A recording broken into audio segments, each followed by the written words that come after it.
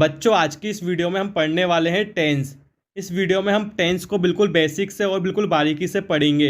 ये वीडियो उन बच्चों के लिए होने वाला है जो 5th 6th क्लास से लेकर कॉलेज तक के बच्चे हैं। ये वीडियो उन सभी बच्चों के लिए है जो टेंस को बिल्कुल बेसिक से सीखना चाहते हैं। आज की इस वीडियो में हम पढ़ेंगे कि टेंस कितने टाइप्स के होते हैं और उन सभी टाइप्स के बारे में पढ़ेंगे कि इनकी पहचान क्या होती है, इनकी स्ट्रक्चर क्या होती है और उन सभी को हम अफर्मेटिव, नेगेटिव और इंट्रोगेटिव नेगेटिव सेंटेंस के एग्जाम्पल के द्वारा समझेंगे। तो चलिए जानते हैं टेंस क्या होता है। तो टेंस, इसे हम हिंदी में कहते हैं काल, जिसे हम आसान भाषा में बोलते हैं समय। और इस समय को हमने 3 भागों में बांटा है। मतलब कि जो टेंस है उसे हमने 3 भागों में बांटा है। पहला प्रेजेंट टेंस, दूसरा पास्ट टेंस और तीसरा फ्यूचर टेंस। मतलब कि जो समय चल रहा है उसे हम कहते हैं प्रेजेंट टेंस, इसे हम हिंदी में कहते हैं वर्तमान काल। और दूसरा समय जो बीत गया उसे हम कहते हैं पास्ट टेंस, मतलब कि भूतकाल। और तीसरा जो कि है फ्यूचर टेंस, इसे हम कहते हैं भविष्य काल, मतलब कि जो आने वाला है। अब हमने इन तीनों टेंसों को भी 4 अलग सेम भागों में बांटा है। जैसे प्रेजेंट को present indefinite tense, present continuous tense, present perfect tense, present perfect continuous tense. इसी तरीके से पास्ट के past indefinite tense, past continuous tense, past perfect tense, past perfect continuous tense. Future का future indefinite tense, future continuous tense, future perfect tense, future perfect continuous tense. मतलब कि हमारे पास present के 4, past के 4 और फ्यूचर के 4, total मिलाकर हमारे पास हो जाते हैं 12 टेंस। अब इन 12 टेंसों को हम एक एक करके पढ़ेंगे। तो सभी 12 टेंसों में से हम पढ़ने वाले हैं पहला टेंस, जो कि है प्रेजेंट का प्रेजेंट इंडेफिनिट टेंस। तो इस टेंस को आप कैसे पहचानोगे कि आप ये कौन सा टेंस है? तो इसे पहचानने के लिए आपको देखना होगा कि वाक्यों के अंत में ता है, ती है, ते है, ता हूँ आदि शब्द आते हैं तो वह टेंस आपका प्रेजेंट इंडेफिनिट टेंस होता है। जैसे राम स्कूल जाता है, तुम पत्र लिखते हो, मैं खाना खाता हूँ। इन टेंस में लास्ट में ता है, ते है, ता हूँ इस तरीके के शब्द आते हैं, तो आप इन्हें पहचान जाओगे कि ये प्रेजेंट इंडेफिनिट टेंस है। अब इसे भी हम 4 तरह के सेंटेंस के एग्जाम्पल्स के द्वारा समझेंगे। जैसे अफर्मेटिव सेंटेंस, नेगेटिव, इंट्रोगेटिव और इंट्रोगेटिव नेगेटिव सेंटेंस। तो सबसे पहले हम देखते हैं जो कि है अफर्मेटिव सेंटेंस। इसका मतलब होता है साधारण वाक्य। इसकी स्ट्रक्चर होती है subject plus V1 plus ACIS plus object. अब ACIS का यूज कब किया जाता है इसको समझने के लिए आपको पता होना चाहिए कि फर्स्ट पर्सन, सेकंड पर्सन और थर्ड पर्सन क्या होता है। फर्स्ट पर्सन में सब्जेक्ट आते हैं I और V, सेकंड पर्सन में सब्जेक्ट आता है यू और थर्ड पर्सन में सब्जेक्ट आता है ही, सी, इट और नेम। अब ACIS का यूज़ किया जाता है थर्ड पर्सन के साथ। और आपका सब्जेक्ट थर्ड पर्सन होता है तो आपको ACIS लगाना होता है वर्ब में।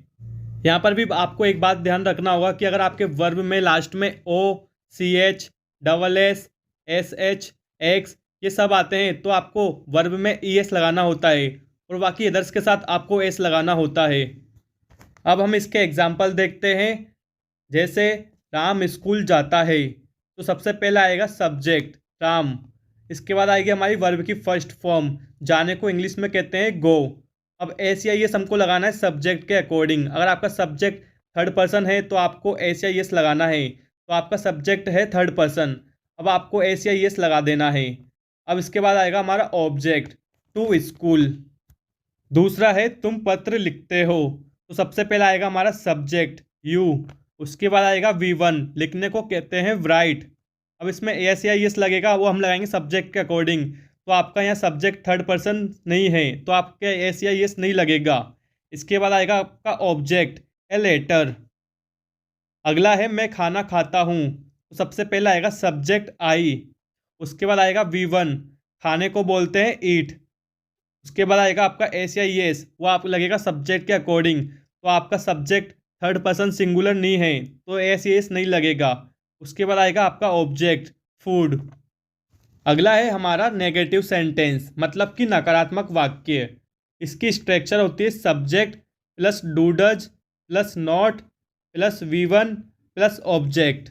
अब डू डज का यूज कब किया जाता है तो आपको पता होना चाहिए कि first person, second person, third person क्या होता है। ये मैंने आपको पहले बता दिया। तो फर्स्ट पर्सन सेकंड पर्सन के साथ आपको करना है डू का यूज़ और थर्ड पर्सन के साथ आपको यूज़ करना है डज का। तो एग्जाम्पल देखते हैं। राम स्कूल नहीं जाता, तो सबसे पहले आएगा सब्जेक्ट। सब्जेक्ट है यहाँ पे राम, उसके बाद आपको लगाना है डू या डज। तो यहाँ पे सब्जेक्ट है हमारा थर्ड पर्सन और थर्ड पर्सन के साथ लगता है डज। उसके बाद आपको लिखना है नॉट। उसके बाद आपको लिखना है वर्ब की फर्स्ट फॉर्म, जाने को कहते हैं गो। उसके बाद लगाना है आपको ऑब्जेक्ट टू स्कूल। अगला है तुम पत्र नहीं लिखते हो। सबसे पहला आएगा सब्जेक्ट यू, उसके बाद आएगा डू या डज। तो यू सेकंड पर्सन है तो उसके साथ डू का यूज़ करना है। उसके बाद आपको लगाना है नॉट। उसके बाद आपका आएगा वी1, तो लिखने को कहते हैं राइट। और उसके बाद आपका आएगा ऑब्जेक्ट ए लेटर। अगला है मैं खाना नहीं खाता हूँ। तो सबसे पहला आएगा सब्जेक्ट आई, उसके बाद आपका आएगा डू या डज। तो यहाँ पे सब्जेक्ट फर्स्ट पर्सन, तो उसके साथ लगता है डू। उसके बाद आपको लगाना है नॉट। उसके बाद आपका आएगा वी1, खाने को बोलते हैं ईट। और उसके बाद आएगा आपका ऑब्जेक्ट जो कि है फूड। अब हम अगला टाइप देखते हैं जो कि है इंट्रोगेटिव सेंटेंस, मतलब कि प्रश्नवाचक वाक्य।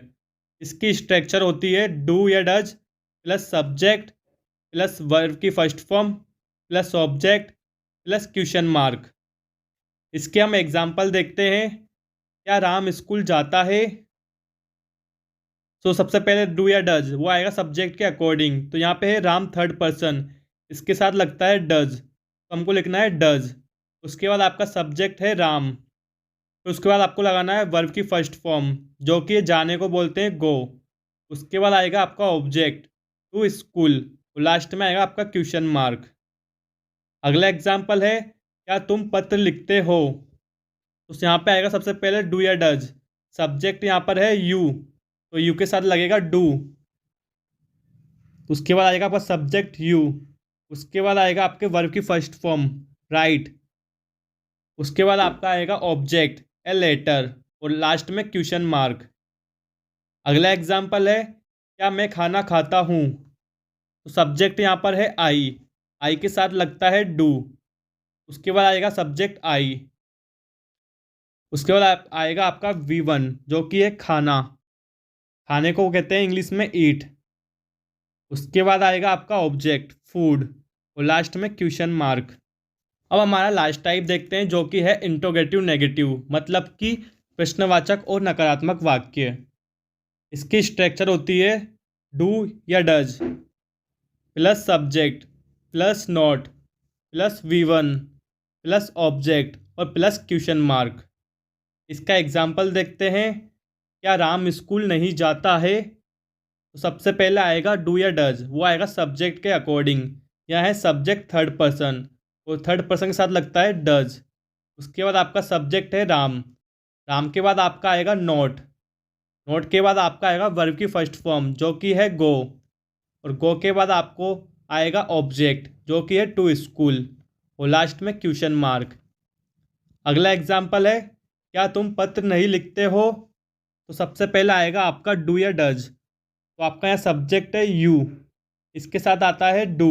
फिर यू के बाद आपको लगाना है नोट, नोट के बाद आपकी आएगी वर्ब की फर्स्ट फॉर्म जो कि है राइट। उसके बाद आएगा आपका ए लेटर और लास्ट में क्वेश्चन मार्क। अगला एग्जाम्पल है क्या मैं खाना नहीं खाता हूँ? तो यहाँ पे सब्जेक्ट है आई के साथ लगता है डू।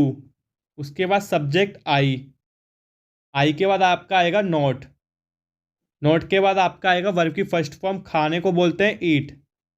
इसके बाद आपका आएगा ऑब्जेक्ट फूड और लास्ट में क्वेश्चन मार्क। तो ये होता है हमारा प्रेजेंट इंडेफिनिट टेंस, जिसमें हमने देखा कि प्रेजेंट इंडेफिनिट टेंस की पहचान क्या होती है, इसे कैसे पहचाना जाता है। उन्हें हमने एग्जाम्पल के साथ अच्छे से समझा और जाना कि ये प्रेजेंट इंडेफिनिट टेंस होता है।